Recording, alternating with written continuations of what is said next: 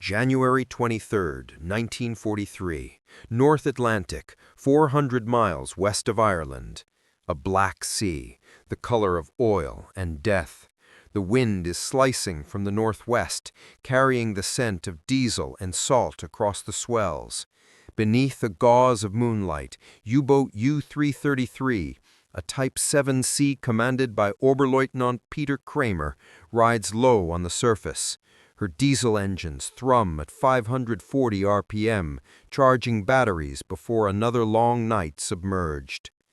Kramer stands on the conning tower, scarf whipped against his jaw.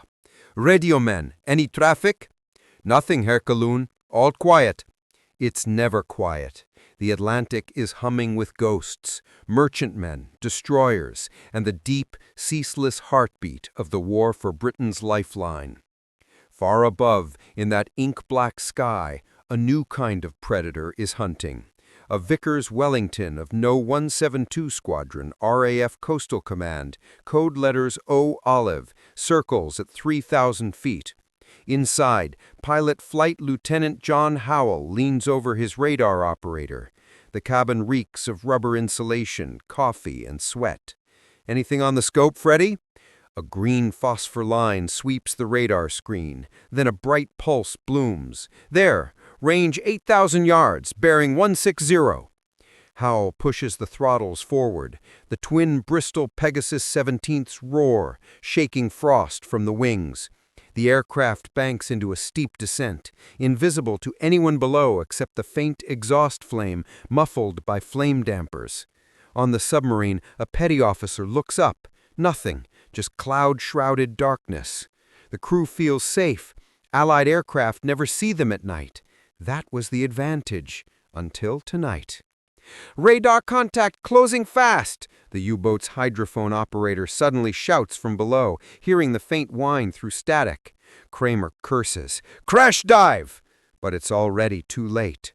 Out of the blackness, a blinding white beam ignites the sea. The new Leigh Light, a 24-inch, 22 million candle-power searchlight mounted under the Wellington's wing, floods the U-boat in daylight brilliance. Steel rivets gleam. Men freeze mid-movement. "Mein Gott, they see us!" someone yells. Howell's voice cuts through the intercom. "Target illuminated! Attack!" The aircraft drops to 200 feet, bomb doors yawning open. 4 Mark 11 depth charges tumble into the glowing surf, spaced in perfect rhythm. The night explodes. Columns of seawater rise like geysers around the stricken submarine. Shock waves rattle hull plates and slam men against bulkheads. Lights flicker, gauges burst. Kramer grips the railing as the conning tower tilts violently. "Close watertight doors! Dive! Dive!" Water cascades down the hatch as U-333 slides under, wounded but alive. The crew's world turns red with emergency lighting. Pumps whine, valves hiss, and somewhere astern a man screams, a broken arm, shrapnel in his shoulder. Above, the Wellington circles back. Howell keeps the light trained on the patch of churning foam. Nothing rises but oil and bubbles. "Freddie, mark position. That's another one the Leigh Light won't let home." The operator nods, jotting coordinates. They turn for base, engines fading into the endless wind. In London, 2,000 miles away, the Air Ministry's operations room buzzes through the night. Plots move on the great North Atlantic map. Red pins for U-boats sighted, black for those destroyed. Each new pin is a tiny victory in a war of endurance. Coastal Command had been the forgotten arm for much of the war. The Battle of the Atlantic, raging since 1939, was supposed to be the Navy's domain. Yet the British survival hung on convoys, and the U-boats hunted them mercilessly. In 1942 alone, more than 1,000 Allied ships were sunk. The German wolfpacks prowled the Black Pit, the mid-Atlantic gap, beyond the range of most Allied aircraft. They surfaced at night to recharge, confident that the darkness shielded them. Conventional searchlights gave away an aircraft before a pilot even saw his target. until one quiet engineer named Wing Commander Humphrey Leigh decided to turn the tables. Leigh had spent months tinkering at the Royal Aircraft Establishment, Farnborough, frustrated that radar contacts vanished at the last moment, the blind minute when a plane switched from instruments to visual sighting. He imagined a simple idea: mount a powerful searchlight on the plane itself, wired to the radar so both aligned automatically. When radar range closed to a few hundred yards, the light would snap on, freezing the submarine in its glare. His proposal sat ignored in bureaucratic drawers until 1941, when U-boat losses mounted catastrophically. Only then did Coastal Command test the concept on a Wellington bomber. The result was electrifying: a radar contact, a flash of white, and an enemy caught mid-dive. By mid-1942, production Leigh Lights were fitted on Wellingtons, Liberators, and Catalinas. They worked hand in glove with ASV Mark III radar, which could detect a surfaced submarine's periscope or conning tower up to 8 miles. Together, they transformed nocturnal hunting. For the U-boat crews, it was psychological torture. In ports like Lorient, Saint-Nazaire, and Brest, sailors whispered about ghost lights that came from the sky. Men returning from patrols described being blinded, half-deafened by explosions, then surfacing hours later to find comrades gone. One survivor from U-502 wrote in his diary, "We used to fear daylight. Now it is the night that terrifies us. The ocean itself betrays us with light." German scientists at Peenemünde and Kiel scrambled for countermeasures, radar detectors like METOX, warning receivers, and improved crash dive drills. Yet every innovation bought only weeks before the Allies adapted. At ARF Chivanor in Devon, Flight Lieutenant John Howell and his crew stumble from their Wellington at dawn, faces streaked with soot and exhaustion. Ground crews swarm around, refueling, rearming, and checking the great shining lens beneath the wing. "How'd she work tonight, sir?" a mechanic asked. Howell smiles thinly, bright enough to scare the devil himself. He knows they've tipped the balance, not by brute strength, but by cleverness. Every destroyed U-boat means hundreds of merchant sailors who will live to see land again. Yet the price for the hunters remains high. Flying through freezing storms, blind descents into tracer fire, and dritchings in the merciless sea. As the sun climbs over the hangars, crews brief for another sortie. The map room pins another red flag on the board. Probable kill, U-333.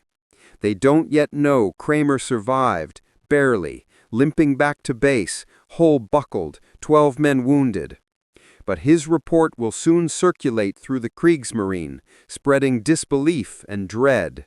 At night, they see us. They see everything. And from that winter onward, the balance of the Atlantic War begins to tilt. February 1943. RAF Coastal Command Headquarters, Northwood, England. The smell of tobacco and damp paper fills the operations room.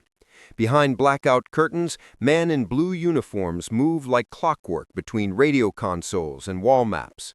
Every dot represents a convoy or a predator. For years, this battle has been one of attrition, ships built against ships sunk, crews trained against crews lost. But something has shifted. At the head of a long cable, Air Marshal Sir John Slessor, commander of Coastal Command, taps a pencil against the Atlantic chart. "Gentlemen, these past 2 weeks, 17 confirmed U-boats sunk. 17! That's no coincidence." Wing Commander Humphrey Leigh, bespectacled, modest, and half forgotten in earlier years, sits near the wall. The projector hums to life. Grainy film flickers. A night attack, seen from a bomber's undercarriage camera. At first, only blackness. Then, a flash of light, the Leigh Light's beam flooding the sea, and a submarine framed like prey in the instant before death. "Here," Slessor says quietly, This is what turns a losing war into a winning one. Around the table, officers lean forward. The film ends with 4 explosions blooming on the surface. The U-boat disappears under a pillar of water. Someone murmurs, "It's like watching a wolf caught in a spotlight." Leigh clears his throat. "For the first time, gentlemen, we've killed the night." A few laugh softly, not mockery, just wonder. They all remember the years when the night was the enemy's ally. Now, technology and persistence have stripped that advantage away. The blind minute, the moment when radar lost contact just before an attack, is gone forever. North Atlantic, a week later. Convoy ON-166, 40 merchant ships under Royal Navy escort, plows through winter gales. The sea is chaos, 30-foot waves, sleet like needles. Somewhere out there, a wolf pack waits. 11 U-boats, forming up under Admiral Karl Donitz's relentless orders. Attack at night, surface, strike fast, dive deep. But the Allies have changed the rules. Overhead, a consolidated B-24 Liberator patrols from Newfoundland. Its crew, part of No. 86 Squadron, fights fatigue and cold as radar sweeps the storm. "Contact! Starboard 30!" The pilot turns sharply, throttling forward. Radar echo firm. The altimeter needle trembles at 800 feet. The sea rises like walls beneath them. Then the beam flashes on. The Leigh Light, mounted under the starboard wing, bursts into life. Through the beam, they see her. U-boat 529, sleek and glistening, crew scrambling for the deck gun, caught like an animal in headlights. "Depth charges away!" The sea erupts. When the glow fades, there's nothing left but a patch of oil and wreckage. Below, convoy captains listen to the distant thunder and whisper to each other on the bridge wings. They're finally getting the bastards. In Lorient, France, inside one of the great U-boat pens, the atmosphere has soured. Donitz visits the base in March 1943. His men stand in formation, gaunt, unshaven, reeking of diesel. A new patrol is preparing to depart for the western approaches. "Gentlemen," he begins, his voice echoing in the damp concrete, "our struggle has entered a new phase. The enemy has learned much, but remember, so have we." The men listen, but their eyes betray unease. One of them, Oberlieutenant Jürgen Osten, mutters under his breath, "The enemy's eyes are everywhere now. Even the sky sees at night." Donitz knows it's true. The U-boat Waffe is bleeding. 30 boats lost in a single month. Every new crew wonders if their patrol will be their last. The talk in the canteens is no longer of victory, but survival. They speak of the new Allied radar, the ASV Mark III, operating on a frequency their METOX detectors can't hear. "We dive when it's too late," a sailor says, staring into his beer. "We see the light, and then the sea opens up." Meanwhile, at RAF Chivanor, crews prepare for another night's hunt. Wellingtons and Liberators lined up like silver ghosts under camouflage nets. Ground crews inspect the polished lenses of the Leigh Lights, fragile, irreplaceable equipment. Flight Lieutenant John Howell lights a cigarette in the cold wind. "They say Donitz called us cowards," his navigator says. Howell exhales smoke. "Then he hasn't been in a Wellington at 200 feet in a gale." The humor is thin, but it keeps them sane. They know each flight is a roll of the dice, weather, flak, mechanical failure, endless ocean. Yet they go, night after night. Inside the briefing hut, a young intelligence officer points at the map. "New reports from convoy SC-122. U-boats massing off Rockall. Tonight we'll sweep the gap ahead of them." Howell folds his arms. Another night, another hunt. 2,300 hours over the North Atlantic. The Wellington rides through turbulence like a ship on waves. Rain lashes the canopy. The radar operator stares at his green-lit screen. "Contact! Range 7 miles!" The pilot turns sharply, throttling forward. Radar echo firm. The altimeter needle trembles at 800 feet. The sea rises like walls beneath them. Then the beam flashes on. The Leigh Light, mounted under the starboard wing, bursts into life. Through the beam, they see her. U-boat 529, sleek and glistening, crew scrambling for the deck gun, caught like an animal in headlights. "Depth charges away!"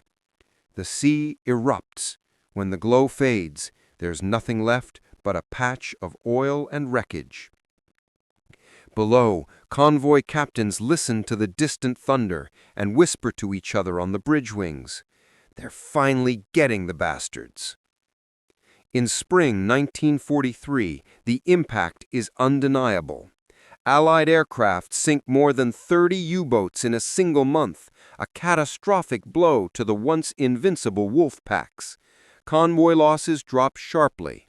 For the first time, the tide of the Atlantic War is turning. The Germans nicknamed the new Allied tactic Totenlicht, the light of death. Survivors tell of nightmares, of white light bursting from nowhere, of sea and sky melting together, of the deafening crack of depth charges that follow like thunder. But for the sailors on Allied ships, the night sky begins to feel safer. Radio operators listen to convoy escorts reporting, "Aircraft sighted, light on, U-boat destroyed." Each message means lives saved, cargo delivered, another step toward victory. Still, even the hunters know how thin the line is. A single malfunction, a flak burst, an engine failure, and they too would vanish beneath the black Atlantic. For now, though, the light belongs to them. April 1943, the Bay of Biscay. The sea lies under a bruised, overcast sky. Allied reconnaissance aircraft crisscross the waters daily, hunting the U-boats as they leave their fortified pens in France. This narrow corridor, once a sanctuary for the submarines, has become a killing ground. At 0600 hours, U-376, commanded by Kapitänleutnant Friedrich Marx, slips from the pen at Brest. Her hull is still dripping from the repair gantry. On the quays, mechanics wave. Within hours, she'll be beyond radio contact. Marx nods once, jaw tight, eyes shadowed. Inside, the diesel hum fills the narrow corridors as the crew checks gauges and valves. The smell of oil and sweat mixes with sea air, filtering through the open hatch. In the control room, the watch officer murmurs, "METOX detector running, sir. Nothing on the scope." Marx grunts, "Good, but keep your ears open. These British planes, they find us before we hear them." He glances upward toward the gray sky, where unseen engines might already be circling. At RAF St. Ival in Cornwall, another crew prepares for their patrol. The aircraft is a Liberator GRV, part of No. 224 Squadron, its belly bulging with extra fuel tanks, rockets, and a Leigh Light bolted beneath the starboard wing. Flight Lieutenant George McAllister pulls on his leather gloves and studies the weather report pinned on the operations board. Low clouds in Biscay, perfect hunting weather. His co-pilot, Sergeant Evans, smirks. Perfect for them, too. They both know the risks. Biscay patrols are notorious. Anti-aircraft fire from U-boats on the surface, Luftwaffe fighter cover from France, and the merciless sea waiting to swallow anyone who ditches. By afternoon, they're airborne, the Liberator slicing through cloud at 5,000 feet. The crew falls into rhythm. Radar scanning, navigation, engine checks, eyes glued to the waves below. Hours pass, nothing but endless gray water. Then, just before dusk, the radar operator leans forward. Contact, bearing 230, range 9,000 yards. McAllister banks the aircraft. All right, lads, let's wake 'em up. As they descend through the last layer of cloud, the crew catches sight of a thin wake, then a black shape gliding just beneath the surface. Visual contact confirmed, Evans says. McAllister gives the order. Light on. The Leigh Light blazes alive, slicing through the dusk. The U-boat's deck erupts in movement, men shouting, scrambling to the flak gun. Tracer rounds climb into the sky like red sparks. The Liberator dives straight in. Hold steady, bomb doors open, fire rockets. 2 rockets streak down, followed by 4 depth charges tumbling into the illuminated surf. A wall of water and smoke erupts. The U-boat's stern lefts, then breaks apart in a geyser of flame. The bomber roars over the inferno at 200 feet, the crew shielding their eyes from the glare. Target destroyed, Evans whispers. Good God, they never even had a chance. The radio operator marks the position, his hands trembling. Another U-boat gone, another convoy spared. Meanwhile, in Lorient, news of the losses spreads like infection. The mood among crews is brittle. U-boat officers who once boasted of their kill counts now keep silent in the mess hall. Dönitz himself knows the truth.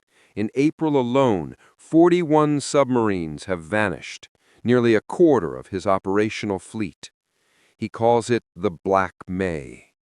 In his office, he stares at the latest report, the red ink like blood across the map. We are being hunted, he says softly to his chief of staff. The staff officer nods grimly. The men call it the Höllenlicht, the light of hell. Dönitz rubs his temples. Hell or not, we must adapt. Find the source of their new radar. Build countermeasures. But it's too late. The Allied scientists have already switched frequencies. The German METOX, once their early warning lifeline, now betrays them.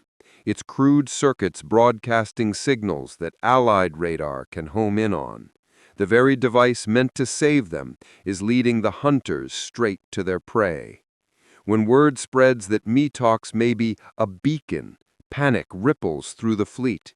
Crews begin ripping them out, throwing the sets overboard mid-patrol. May 1943, the North Atlantic. Convoy ONS-5, 50 merchant ships escorted by British and Canadian warships, is under heavy attack. Over 6 nights, wolfpacks swarm in, scores of torpedoes fired.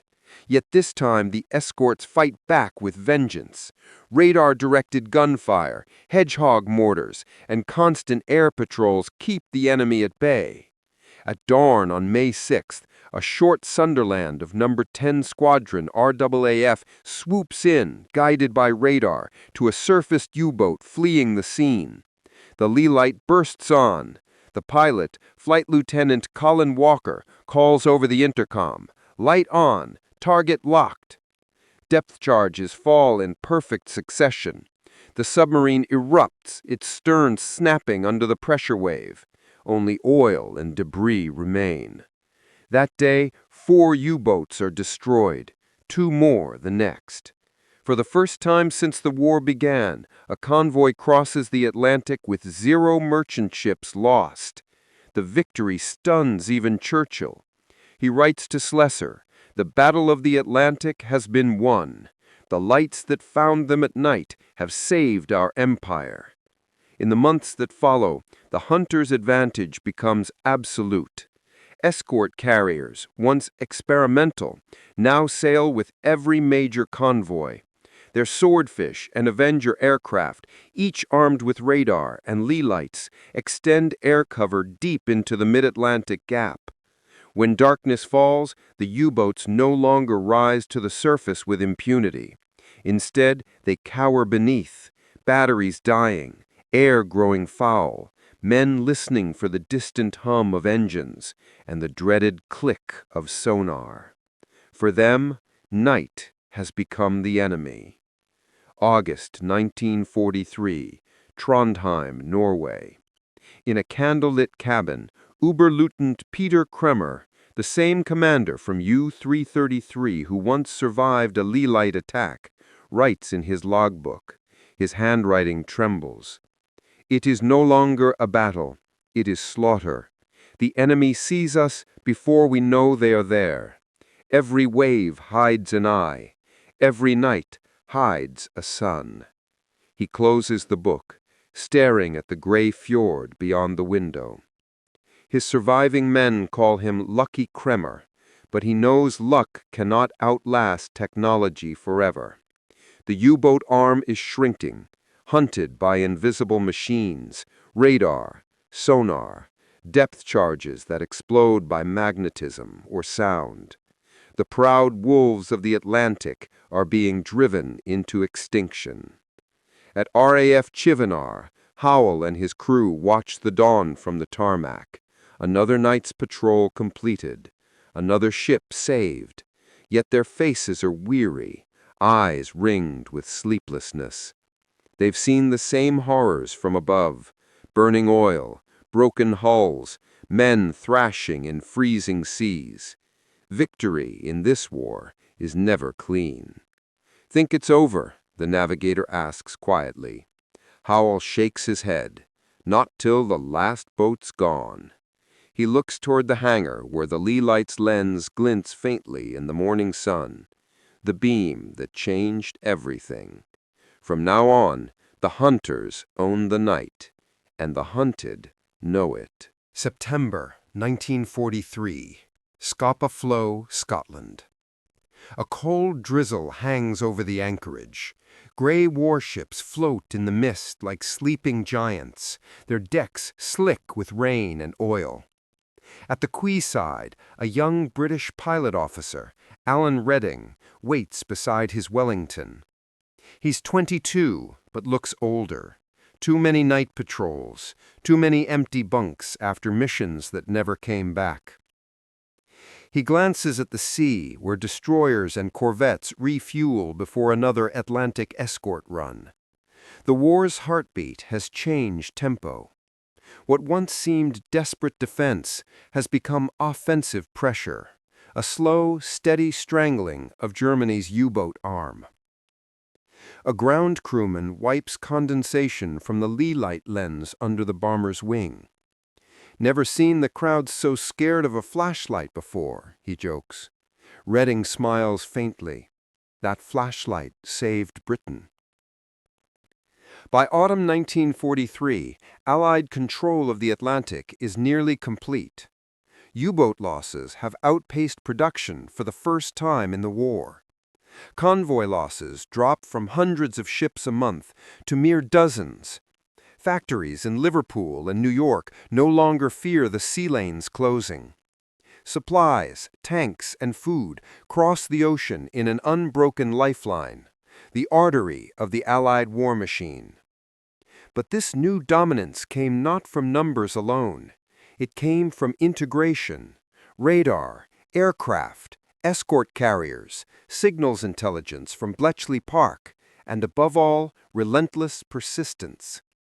Coastal Command had once been nicknamed the Cinderella Service, overlooked, underfunded, and overshadowed by Bomber Command and Fighter Command.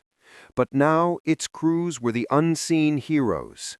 They operated in silence, far from headlines, hunting shadows in storms, saving thousands without fanfare. Each night the ritual repeats. Engines roar, radar hums, searchlights flicker, and another U-boat vanishes beneath boiling water. The air crews measure their success not in kills, but in what does not happen. No distress calls from convoys, no torpedoes streaking through the night. October 1943, Kiel, Germany. Inside the Kriegsmarine headquarters, the air is heavy with defeat. Charts litter the table, red marks bleeding across the Atlantic.